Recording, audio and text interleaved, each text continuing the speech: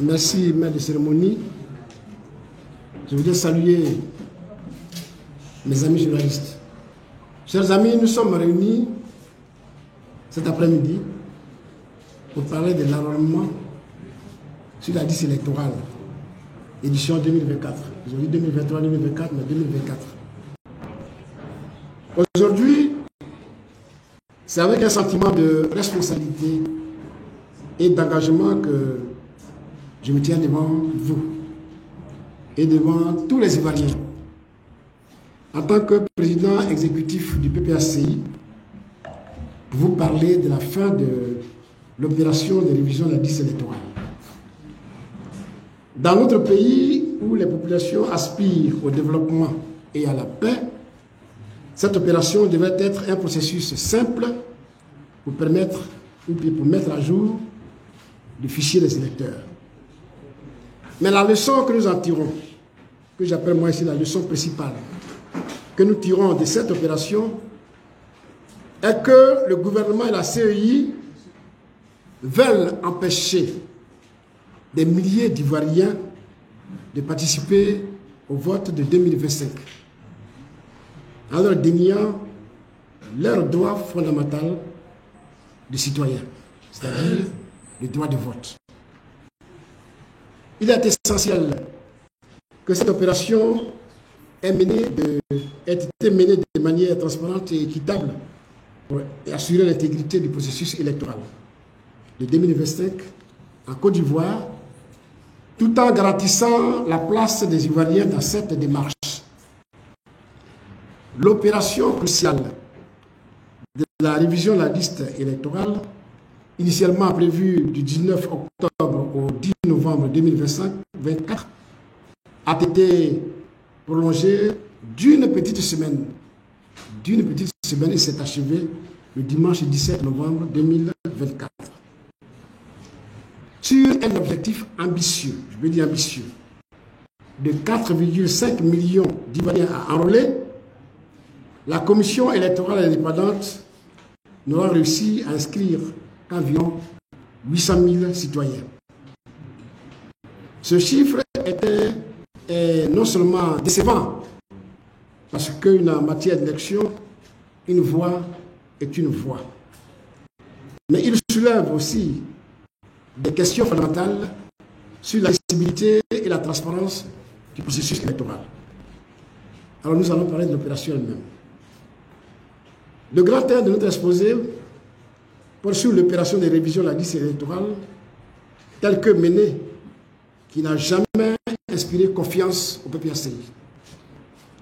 Bien avant le début effectif de l'opération, le PPACI a exprimé des préoccupations majeures au sujet de cette révision. Au cours d'une conférence de presse que nous avons animée ici même, le 30 septembre 2024, nous avons critiqué la durée trop courte, le coût prohibitif des documents administratifs exigés et la tracasserie ou les tracasseries administratives, toutes choses qui nous ont fait douter de la réussite de la dite opération. À cette époque, ce 30 septembre 2024, nous avons écrit ceci. Au vu des observations soulevées, le PPACI déplore la précipitation et le court délai dans lesquels s'effectue cette sixième opération de la révision de la liste électorale qui court fatalement vers un échec programmé dès prémonitoire. On l'avait déjà signalé. Malgré tout, parce que vous allez certainement me poser la question, malgré tout, et en conformité avec notre engagement à l'accession au pouvoir par les urnes, nous avons appelé les militants, nos sympathisants, ainsi que les Ivoiriens dans leur ensemble, à se mobiliser pour se faire enrôler massivement pour assurer une élection présidentielle transparente et inclusive en 2025 à la Côte d'Ivoire qui a besoin de changements pacifiques. À mi-parcours de l'opération, soit le 5 octobre 2024, lors d'une deuxième conférence de presse sur l'enrôlement, le PPACI a attiré une fois de plus l'attention du gouvernement sur les risques que pourrait engendrer la lenteur observée dans la délivrance des documents administratifs dans les mairies, sous-préfectures, tribunaux et commissariats. Ce qui impacte négativement les inscriptions des électeurs sur la liste électorale. Le 13 novembre 2024, nous sommes rendus dans les locaux de la CEI à notre demande pour discuter des modalités d'enrôlement des électeurs et pour trouver des solutions aux défis de la révision de la liste électorale.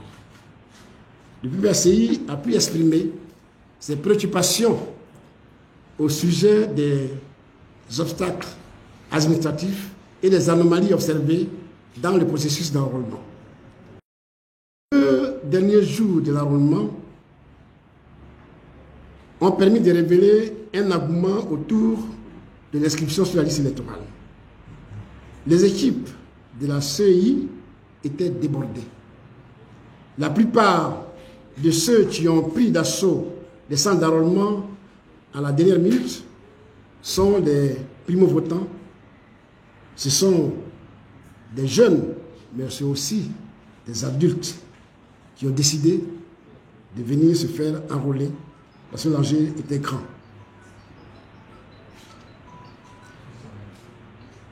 Deuxièmement, le processus d'enrôlement a eu lieu. Quels sont les résultats que nous avons obtenus? Nous les appelons des résultats catastrophiques de l'enrôlement. Je l'ai dit tantôt, sur 4,5 millions d'électeurs prévus par la CEI, cette structure n'a enrôlé que 800 000 personnes, soit 20% du taux des primo-votants attendus. C'est tout simplement ridicule. Quand on sait que des milliers d'Ivoiriens n'ont pas pu être enrôlés par la faute de l'administration territoriale et judiciaire.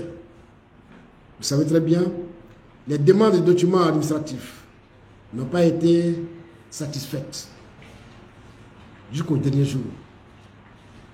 C'est à croire que ces dernières, je veux dire l'administration territoriale et judiciaire, c'est à croire que ces structures ne veulent pas que les Ivoiriens se fassent enrôler. Le nombre de partisans de Laurent Gbagbo dans cet enrôlement de 800 000 personnes, le nombre de partisans de Laurent Gbagbo qui ont été laissés pour compte, donc qui n'ont pas pu se faire enrôler, s'élève, tenez-vous bien, à 120 570 personnes. 120 570 personnes au moins. Parce que les données sont en train d'arriver. C'est ce que nous avons pu collecter que je vous donne. Aujourd'hui, nous dénombrons 120 570 personnes qui n'ont pas pu se faire enrôler, tout simplement parce que les documents sont dans les administrations, on n'a pas pu leur fournir les documents, et ceux qui ont eu les documents n'ont pas pu se faire enrôler, parce qu'il était trop tard, selon la CEI. Je vais donner ici quelques noms ou quelques chiffres de la région. Donne-moi une minute. Si on prend la région d'Abidjan, nous comptabilisons environ 21 000 personnes qui n'ont pas pu se faire enrôler et qui ont leurs documents en main ou alors qui ont leurs documents dans les administrations préfectorales, dans les mairies ou l'administration judiciaire. Quand je vais dans la région de Boclin, près de 4 000 personnes n'ont pas pu se faire enrôler. Quand je vais de la Nawa, près de 33 000 personnes n'ont pas pu se faire enrôler. Je viens dans le Go, près de 8 000 personnes n'ont pas pu se faire enrôler. Dans le Lodjibois, 7 000.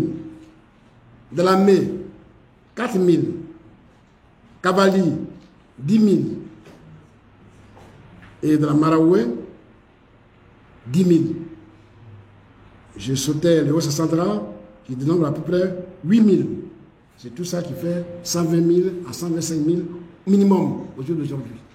Ça continue. Et ça, c'est les résultats de 19 régions sur 33. Donc vous imaginez aussi toute la Côte d'Ivoire, ce que ça pourrait représenter. C'est pour dire qu'il y a des milliers d'Ivoiriens qui sont laissés au bord de la route. Des milliers d'Ivoiriens qui n'ont pas pu se faire enrôler et qui souhaitaient participer à l'élection de 2025. Aujourd'hui, je me tiens donc devant vous à nouveau, chers amis de la presse et des médias, pour exprimer le point de vue, sans complaisance, du PPACI sur la clôture de l'opération de révision de la liste électorale, pour dénoncer l'échec de la révision de la liste électorale. L'échec de la révision de la liste électorale, comme nous l'avions pressenti. Cet échec se résume en 3 points principaux au plan national. Premier point, c'est la durée insignifiante de la période prévue pour l'enrôlement sur la liste électorale. Vous avez vu comme nous qu'au bout de 3 semaines, la CEI n'a enregistré que 500 000 inscrits. Et c'est la dernière semaine, la semaine des rallonges, qui a permis d'inscrire 300 000 personnes supplémentaires. Cela veut dire tout simplement qu'il y a le potentiel, que les populations sont là pour se faire enrôler, mais on n'a pas donné le temps nécessaire pour se faire enrôler. D'où le problème de la rallonge, de la prolongation de la période de l'enrôlement. En deuxième lieu, les tracasseries dans l'opération dans l'obtention des documents administratifs requis pour l'inscription sur la liste électorale. Là aussi, on vous l'a dit plusieurs fois, que l'administration préfectorale, l'administration municipale, l'administration, j'allais dire, judiciaire, tous ceux qui devaient contribuer à délivrer des pièces aux populations ont observé, j'allais dire, des obstacles et ont été un engorgement incroyable, un goulot d'étranglement qui a fait que les populations n'ont pas pu avoir leurs pièces à temps pour se faire enrôler dans la date qui était impartie. Donc les tracasseries administratives ont empêché les Ivoiriens d'aller se faire enrôler. À cela, on ajoute les anomalies et les dysfonctionnements dans le processus de révision de la liste électorale. De nombreux cas de fraude ont été constatés. Au niveau international, la situation n'est guère reluisante. Par exemple, dans les pays de l'AES, la CEI a décidé de ne pas mettre en place des bureaux d'enrôlement. Niger, Mali, Burkina Faso. Dans les pays comme le Ghana, le Togo et le Bénin, où on a essayé de mettre quelques bureaux d'enrôlement en place, il n'y a qu'une fine partie de la population qui a pu se faire enrôler. Parce que là aussi, tous les bureaux n'étaient pas ouverts. Dans ces circonstances, il est incompréhensible que la prolongation de 3 mois, pour laquelle nous avons plaidé à plusieurs reprises, n'ait pas été accordée. Le processus d'enrôlement n'est donc ni équitable, ni inclusif. Nous croyons fermement que chaque Ivoirien a le droit de participer à la construction de notre avenir par son vote. Nous appelons donc le gouvernement et la CEI à reconnaître ces lacunes que nous venons d'évoquer et à les rectifier en prolongeant la période d'enrôlement pour garantir la fiabilité des prochaines élections en Côte d'Ivoire, mais aussi pour respecter les standards universels de la démocratie. Le PPACI ne permettra pas que les voix des Ivoiriens soient réduites en silence ou au silence, tout comme il ne permettra jamais que leurs droits soient compromis. Le délai donné par la CEI pour la révision de la liste électorale était court, nous l'avons dit. Les obstacles administratifs pour l'obtention des documents nécessaires pour l'inscription sur la liste électorale n'ont pas permis d'inscrire tous ceux qui le désiraient. De nombreux citoyens ont donc été privés de leur droit fondamental de participer au processus démocratique. Leur frustration est légitime. Elle nous enseigne une leçon précieuse sur l'importance de la préparation et de l'inclusivité de nos démarches électorales. Vous permettez que je me plonge un peu?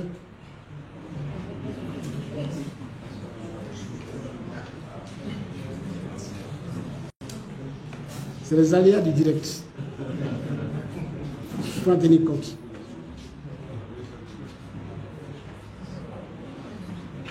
Pour nous, la CEI s'est rendue responsable de l'exclusion de milliers de citoyens ivoiriens du processus électoral.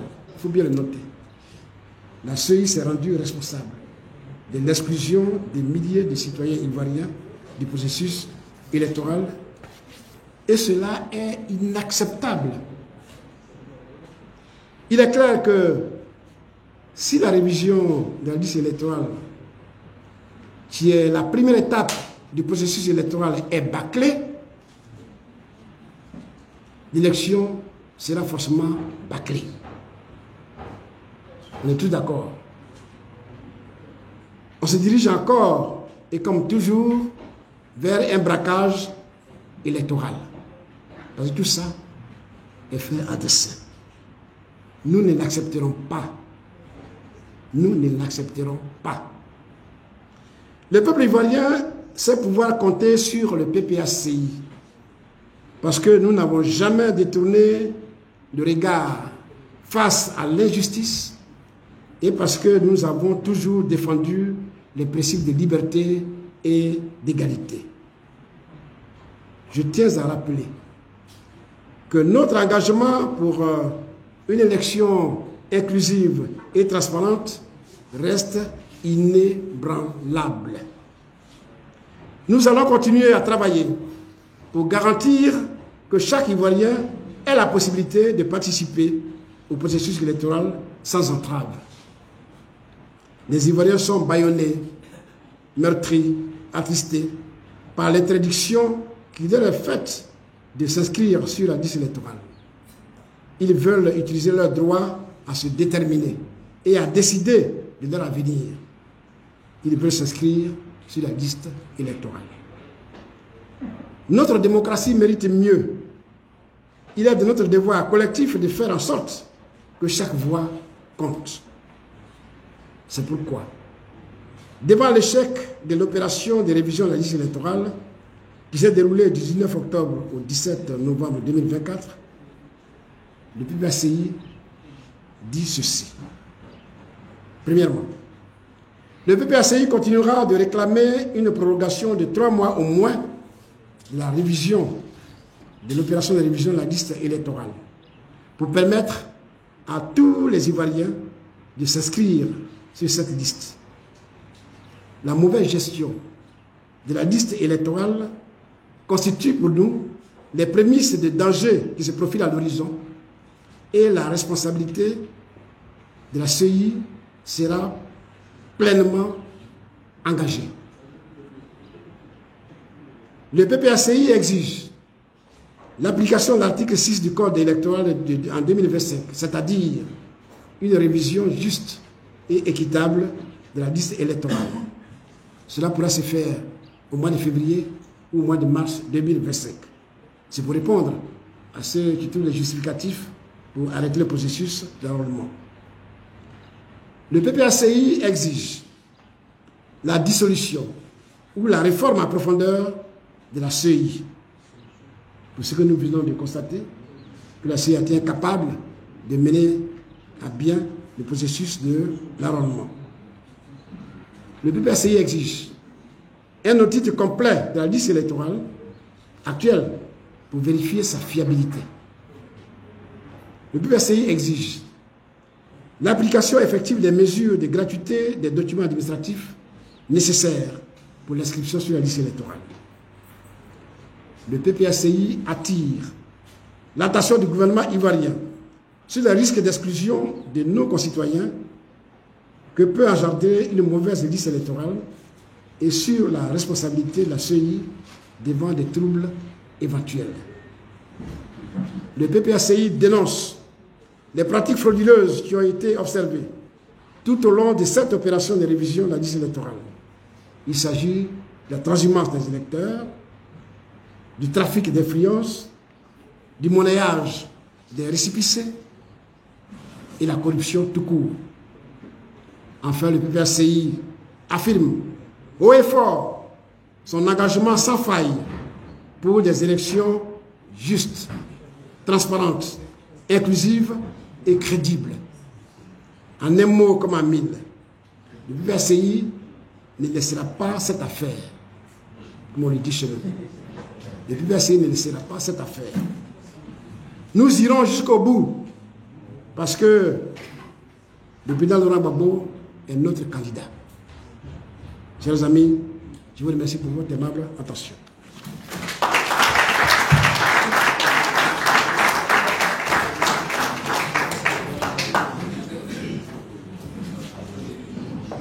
Merci, Monsieur le Président, pour cette intervention, pour ce point sur la période de révision de la liste électorale et de l'enrôlement de nouveaux majeurs de cette liste.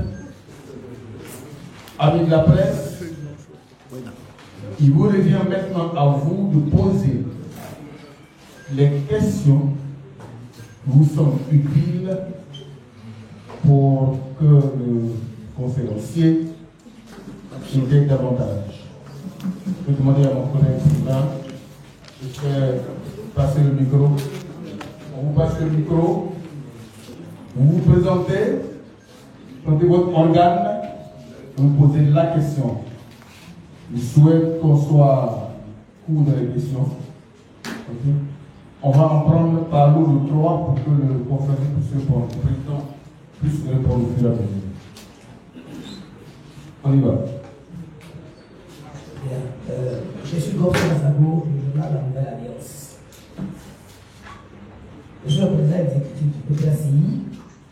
Vous venez de faire là une démonstration de beaucoup de choses au niveau de la révision de la liste électorale. Hier, simplement, le gouvernement avait déjà dit non à toute forme de prorogation de l'opération. Du coup, on voit qu'il y a un bras de fer qui est en train d'être engagé. Face à ce bras de fer-là, quels sont les moyens dont dispose le PPACI pour aller au bout de son engagement? Merci.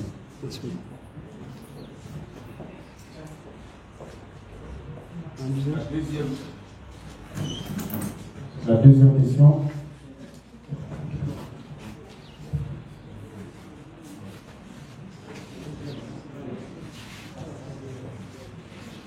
Bonjour Monsieur le Ministre. Merci. Faya, la voix originale. Donc, ma question va un peu dans le même sens que mon confrère Corson, mais je vais aller un peu plus loin. Le ministre Amadou Coulibaly disait hier, ce n'est pas la première fois que nous n'atteignons pas les objectifs que la commission électorale se fixe en termes d'inscription des primo-votants. Ce n'est donc pas quelque chose de nouveau. Je ne voudrais pas qu'on en fasse un événement particulier.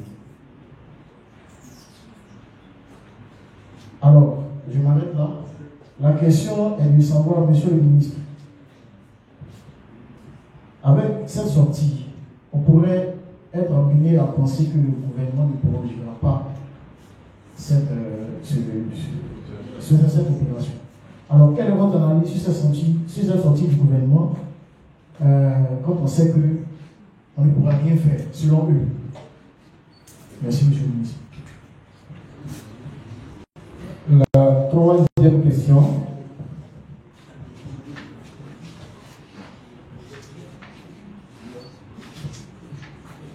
Bonsoir à tous, bonsoir Monsieur le Président exécutif du parti. Je suis Diane Lamont, journaliste pour le compte de Reflet TV.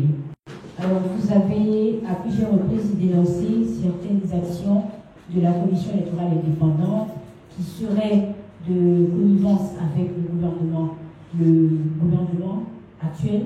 Et on va de dénonciation en dénonciation. Je me rappelle à la dernière conférence, vous aviez également dénoncé certaines actions.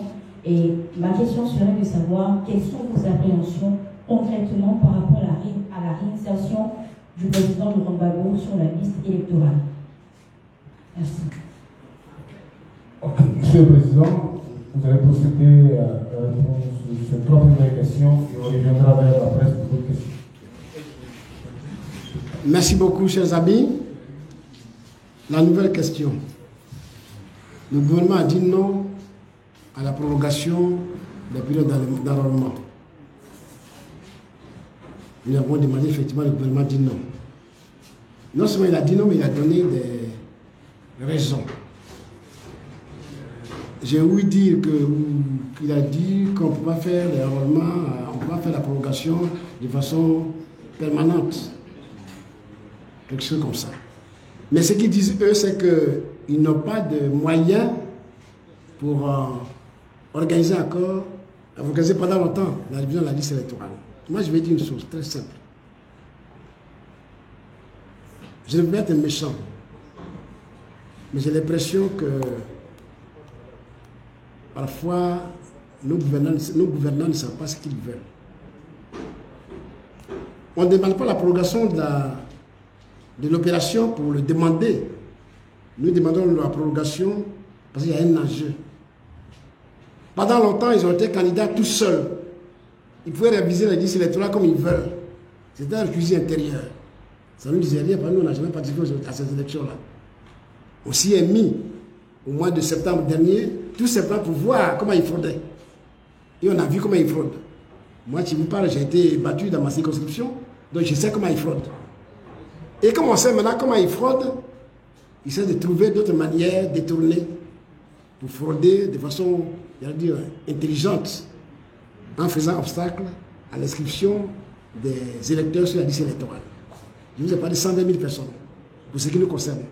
Je ne sais pas ce que le PDC dira, je ne sais pas ce que les autres partis diront. Mais si on met tout ça bout à bout, et que vous voyez que 800 000 personnes sont inscrites, évidemment, ils ont une grande partie dedans. Mais ils ne voulaient pas qu'on atteigne leur quota. C'est ça qu'ils ne vous disent pas. C'est une façon détournée pour frauder. On le sait. Et c'est parce qu'on le sait qu'on demande la prolongation de la révision de la liste électorale. C'est tout simple. Hier, j'étais seul. Aujourd'hui, il y a Babo Laurent qui va aux élections. Nous, on a choisi Babo Laurent pour être notre candidat. Mais il faut que les élections se passent bien. Si les électeurs ne sont pas inscrits déjà, comment ils vont voter demain? Donc qu'ils ne fassent pas encore des cours qu'ils faisaient pendant longtemps quand ils étaient seuls. Aujourd'hui, ils ne sont plus seuls. Nous sommes là. Donc pour que la démocratie règne, on doit pouvoir écouter l'opposant. Nous, les opposants que nous sommes. Mais ces messieurs, ils étaient où en 2010? Ceux qui parlent aujourd'hui. Ils étaient où en 2010? À cause d'eux, non seulement on a fait la gratuité des pièces administratives, mais on a fait inscrire tout ce qu'ils voulaient qu'on inscrive. On est allé aux élections. Ils ont quand même vu les résultats. Et ça donne ce que ça donnait. Donc ce qu'ils ont dit hier, il ne faut pas qu'ils disent le contraire aujourd'hui. Aujourd'hui, c'est nous qui demandons ce qu'ils ont demandé hier. C'est tout simple.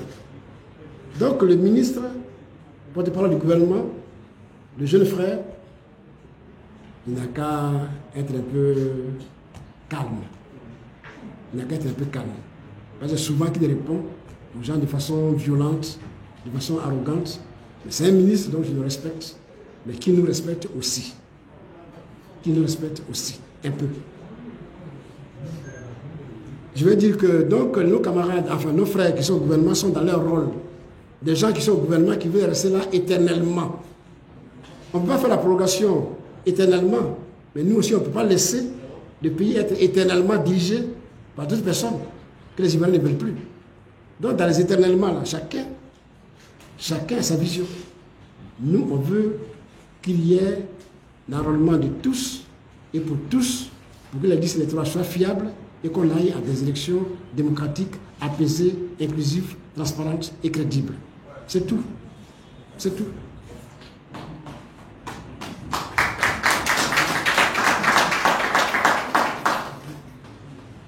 La voie originale, oui, c'est ce que j'ai dit. L'objectif n'est pas atteint, d'abord au niveau de la CEI, mais nous, notre demande a été refusée par le gouvernement, comme vous venez de l'indiquer par le porte-parole du gouvernement. Mais les batailles, nous on mène une bataille politique. La bataille politique, vous savez comment elle se mène. Hein? C'est-à-dire, dans notre camp, on n'a pas de fusil. On veut mener notre bataille de façon légale. Une bataille politique de façon légale, de façon constitutionnelle. Il y a ce que la loi nous donne comme droit et nous allons revendiquer ces droits-là. Nous allons répéter tous les jours qu'ils excluent les Ivoiriens de la liste électorale. Or, l'exclusion, ils savent ce que c'est que l'exclusion. Dans ce pays-là, quand on parle d'exclusion, on sait ce que ça veut dire. Ceux qui ont parlé d'exclusion hier veulent exclure les Ivoiriens aujourd'hui. C'est leur problème. Mais moi, je me battrai démocratiquement, en respectant les lettres, les règles, les lois qui régissent notre nation. Je me battrai démocratiquement pour que je puisse obtenir un jour gain de cause. Ce n'est pas du jour au lendemain que ça va se faire. C'est une lutte qu'il faut qu'on mène résolument, de façon volontaire, et ça aboutira. C'est tout. Donc, quand on parle, on dit, ouais, ceux-là veulent aller prendre les armes, c'est pour ça qu'il faut ça, et puis on prend un, on le met en prison. Non, c'est faux. C'est des accusations fausses. C'est parce qu'ils sont faibles dans la tête de la démocratie qu'ils utilisent ces méthodes de répression. Mais on n'est pas à ce niveau-là aujourd'hui. À ce niveau aujourd'hui, la situation est là, chacun veut aller aux élections. On a des dinosaures aujourd'hui qui veulent aller aux élections. Qu'on se mette à un niveau où il y a une participation effective des Ivoiriens, transparente, et que le meilleur gagne. J'ai dit l'autre jour à la CEI, il faut que le meilleur gagne et que le vaincu congratule le vainqueur. C'est tout. Si on le fait, ça fait quoi? Ça fait quoi? Donc, dites à nos amis que nous, là, nous parlons de démocratie. Ce qu'ils disent, c'est pas la démocratie, on appelle ça l'autocratie. Nous, on parle de démocratie. Donc, dans la démocratie, on nous invite à des débats, on va débattre. On va débattre, on est prêt pour ça. Mais ceux qui disent même que l'enrôlement coûte cher, ah bon? L'enrôlement coûte cher. Nous sommes à 33 000 milliards de dettes, c'est ça, non? 33 000 milliards de dettes. On construit des routes aériennes partout. Quand tu vas à Yopougon, ta maison en bas, et puis la route passe au-dessus de toi. Ça coûte combien? Ça coûte combien? C'est pour la société là qu'on ne peut pas faire un petit effort. Tu nous demandes, tu lèves des impôts et on paiera. Tout comme je suis en train de payer les impôts pour solder et payer les crédits que nos enfants vont payer, que nos arrière-petits-enfants vont payer. Donc aujourd'hui, là, si nous demandent de payer les impôts enrôlement, on est prêt à payer les impôts enrôlement. Voilà. Donc les arguments qu'ils utilisent ne sont pas valables. Tout simplement, ils veulent s'arc-bouter sur leur pouvoir. Ils veulent se pérenniser au pouvoir. C'est tout. C'est pour cela que les connivences avec les uns et les autres, on bloque les documents, les demandes ici, on bloque les documents là, pour ne pas qu'on ait des documents à temps pour nous faire enrôler. Ça, on le sait. Mais c'est ça que nous allons dénoncer. Et on va les dénoncer tous les jours. On va les dénoncer tous les jours.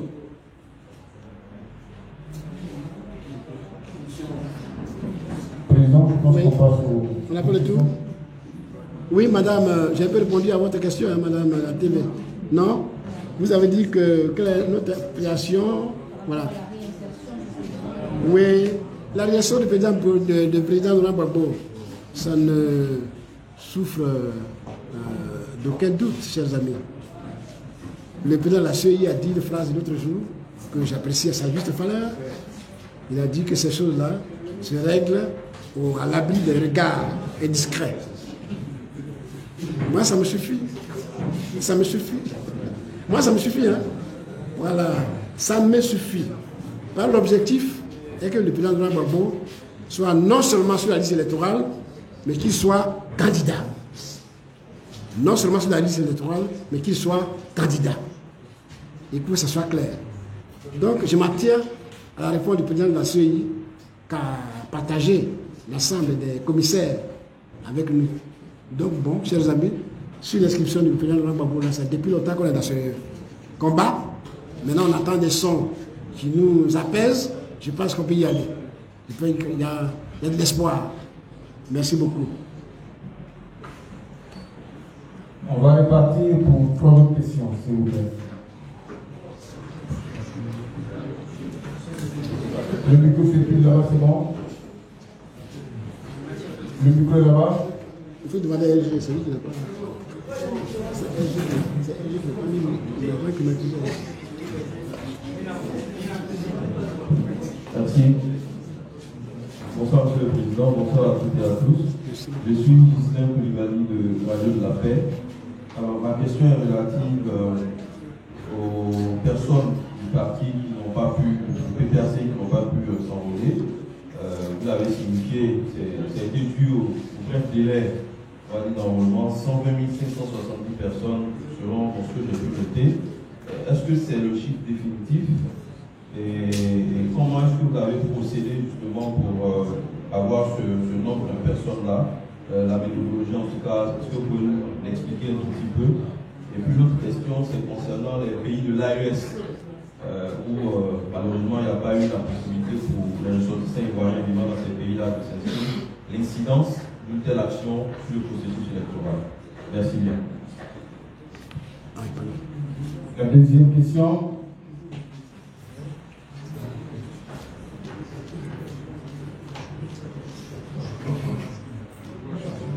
Bon, je pense que la première question, c'est le président.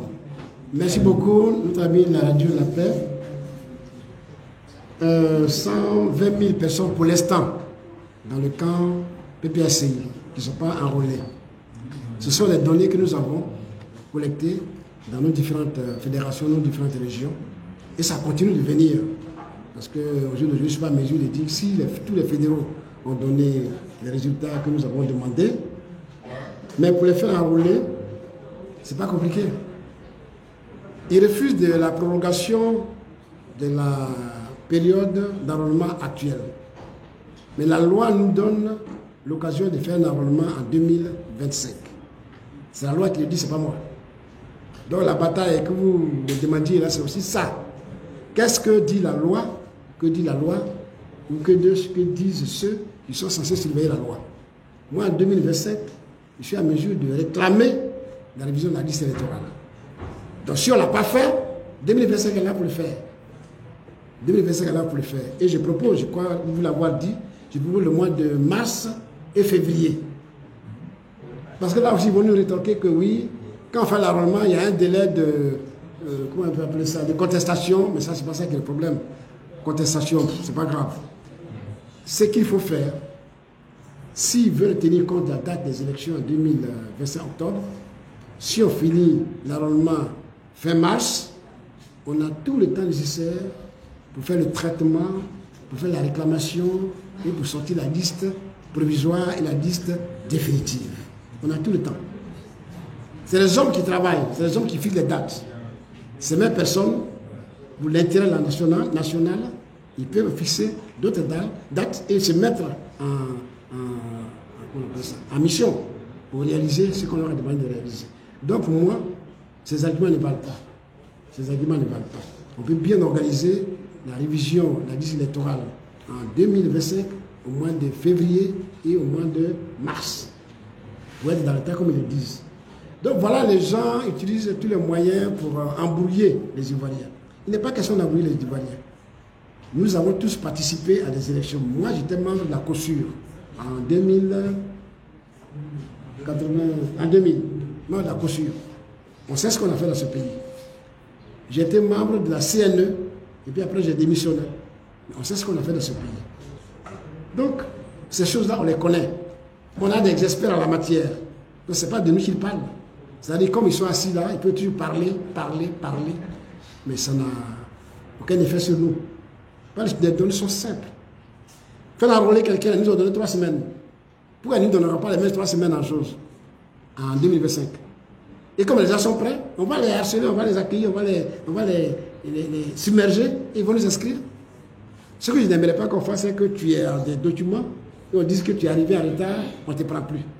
Par là, ce qui s'est passé à Yopougon, quand on y est allé, la jeune dame qui était là, on disait que oui, elle dit qu'elle d'abord elle allait manger. Entre midi et 2, elle est allée manger. Donc déjà, il y avait des requérants qui étaient là. Deuxièmement, elle devait fermer le centre à 17h. Le dernier jour où il y avait du monde. Elle devait fermer à 17h. Si ce n'est pas la sorcellerie, qu'est-ce que ça peut être? Qu'est-ce que ça peut être? Donc, nous sommes dans une situation où on doit faire des efforts, chacun doit faire des efforts sur lui-même pour répondre à l'exigence de la nation. C'est ça que je souhaite pour la Côte d'Ivoire. Donc, chers amis, concernant nos électeurs, nos électeurs qui veulent se faire enrôler, ils sont aujourd'hui 120 000. On dépassera certainement ce nombre-là. Je dis, j'ai même dit minimum, mais Quand la période va être ouverte, on fera tout pour qu'ils soient enrôlés. Mais si jamais on ne veut pas les enrôler, ils ont le droit de revendiquer. C'est-à-dire, je suis citoyen ivoirien, je vais participer au vote, on m'empêche de participer au vote. Ils sont libres de s'organiser pour revendiquer leurs droits. Ça aussi, ça fait partie des luttes démocratiques. Ils sont prescrits par la loi. Donc, on a tous les moyens légaux pour revendiquer nos droits. C'est de cette voie-là que je m'inscris, que le PPACI s'inscrit. Et c'est là que nous allons utiliser. Alors, l'analyse que j'ai faite de la situation de l'AES, l'impact, évidemment, c'est l'impact, c'est que de nombreux Ivoiriens ne pourront pas prendre part au vote. Et là aussi, c'est inconcevable qu'il en soit ainsi, que nous soyons des citoyens et on nous dise de ne pas participer au vote. Ou bien, on prend un décret pour dire qu'à partir d'aujourd'hui, les Ivoiriens qui sont dans telle ou telle localité ne votent pas. Ça, c'est le droit absolu du gouvernement de le faire. Mais il faut le dire franchement, pour que nul n'en ignore. Mais on ne peut pas passer par des voies détournées pour demander à la CEI d'annuler l'inscription des gens sur la liste électorale. Ça n'a pas de sens. C'est l'État de Côte d'Ivoire qui doit agir. Que moi, dans ce pays-là, compte tenu des contentieux que j'ai avec ce pays, compte tenu de ceci ou de cela, je ne veux pas que les Ivoiriens aillent là-bas. Et comme il n'y a plus d'Ivoiriens là-bas, il n'y a pas de raison que j'y installe un bureau d'enrôlement. Il n'y a pas d'Ivoiriens. Au jour d'aujourd'hui, il y a des Ivoiriens au Mali, il y a des Ivoiriens au Burkina Faso, au Niger. Donc pourquoi leur priver de leurs droits fondamentaux, leurs droits constitutionnels de prendre part au vote? Voilà ce que je peux dire. L'impact, c'est que ce n'est pas bon pour la Côte d'Ivoire qu'on se comporte ainsi. Les autres pays nous regardent et se moquent de nous. Ils se moquent de nous. Je crois même que dans un pays, au niveau des députés, ils ont des représentations à l'étranger. Je crois que ça doit être à Dakar, où il y a une représentation des députés qui sont de la diaspora. Et la France aussi fait cela. Ici, on ne le fait pas. Si on devait le faire, voilà des milliers de personnes qui seraient laissées pour compte. Donc voilà ce que je peux dire sur ce dossier. Nos amis ont utilisé toutes les formes de fraude que nous connaissons aujourd'hui. Pour les avoir regardés, pour les avoir côtoyés en 2023. Et comme on connaît ces méthodes-là, aujourd'hui, ils veulent aller à un cran un peu plus au-dessus, en empêchant purement et simplement les citoyens ivoiriens de s'inscrire sur la liste électorale pour qu'ils ne puissent pas prendre part au vote. Là, ils considèrent que ces gens-là leur sont défavorables. Voilà la vraie raison. Voilà la vraie raison. Voilà la vraie raison. Ce que nous savons, c'est qu'ils ont fini de faire inscrire leurs militants, leurs électeurs. Ils ont fini ça. Donc dans les 800 là, ils ont leur quota. J'ai lu tout à l'heure, hier, que non seulement ils ont fait 800 000 inscriptions là, mais il faut une prévision de 1,5 million. Je n'ai pas d'où ça va venir. Hein. 1,5 million. C'est aussi une façon de sortir ce qui était caché. Hein. Voilà, ça, on connaît ça. Les taux de participation qui viennent à minuit, alors que jusqu'à 18h, 19h, on n'avait pas ce même taux de participation, on sait ce que ça donne. Donc on connaît tout ça aujourd'hui. On a aujourd'hui découvert leur méthode de tricherie. Et c'est parce qu'on a découvert ça qu'ils ne veulent pas que les gens s'inscrivent pour aller voter. Non. Les Ivoiriens vont s'inscrire, hein, et ils vont aller voter le candidat qu'eux, ils veulent. C'est tout. Il faut leur permettre de participer à ce vote-là. Il faut leur permettre de choisir leur candidat. Pour que ce candidat soit légitime. Ne nous donne plus des candidats qui ne sont pas légitimes et qui nous gouvernent. Cherchons des candidats, ils sont élus et ils sont légitimes. Chers amis, voilà ce que je voulais dire sur ce dossier. Chers amis. Amis de la presse, est-ce qu'ils ont encore des questions? Monsieur, non, c'est bon. Il y a des clairs. Bon. À voir ce que vous faites, me satisfait de l'exposé du président exécutif. Monsieur le Président, la presse que vous avez écoutée à votre satisfaction, je peux vous demander à ce stade de la conférence quel est votre message? Non, à ce stade, je voulais d'abord remercier la presse, je voulais remercier les camarades qui sont venus nous soutenir, les amis de l'opposition qui sont venus nous soutenir, et dire que ce que nous disons ici est très important. Et cela augure de ce que la Côte d'Ivoire va devenir dans quelques mois. La matière électorale, c'est le domaine où il y a beaucoup de risques, où il y a beaucoup de choses qui peuvent arriver. Donc, après avoir fait les expériences passées, connu les expériences passées, 2010, 2015, 2020, bientôt 2025, il faut que nous soyons tous ensemble pour revendiquer, vous la presse et nous, revendiquer l'organisation d'élections justes, transparentes, inclusives et crédibles dans notre pays. On ne veut plus tomber dans les travers des années 70, 2010 que nous avons connus. Nous ne voulons plus revivre ça. C'est pour cela que nous ne cesserons de les harceler pédagogiquement pour leur expliquer ce qu'ils ne veulent pas comprendre. Mais ils finiront par comprendre. Là, c'est nous qui avons raison. Donc, j'exhorte les journalistes à nous aider à faire passer le message. Posez la question de savoir, à la démocratie, là, comment on constitue une liste électorale. À la démocratie, là, comment on organise les élections. À la démocratie, comment un candidat se comporte. En démocratie, comment un gouvernement se comporte. En démocratie, comment un opposant se comporte. Ce que nous faisons notre travail d'opposant et nous sommes là pour les critiquer tous les jours. Les gens sont susceptibles et ils sont allergiques à la contradiction. Mais c'est notre rôle de les contredire chaque jour.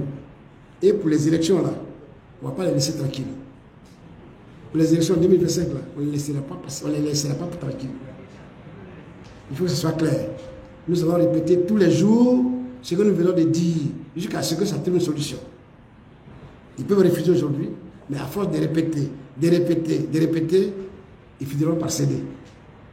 Voilà, c'est cette démarche pédagogique que vous preniez avec nous et que vous communiquez aux autres Ivoiriens, c'est-à-dire au monde entier.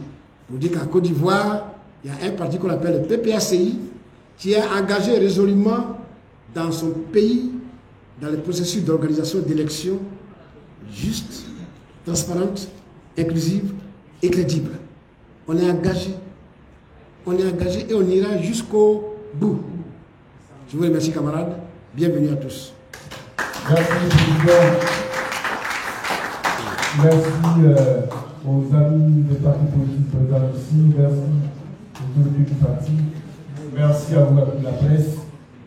Ici s'achève la conférence de presse du PACI qui avait pour thème le point sur l'enrôlement de la liste électorale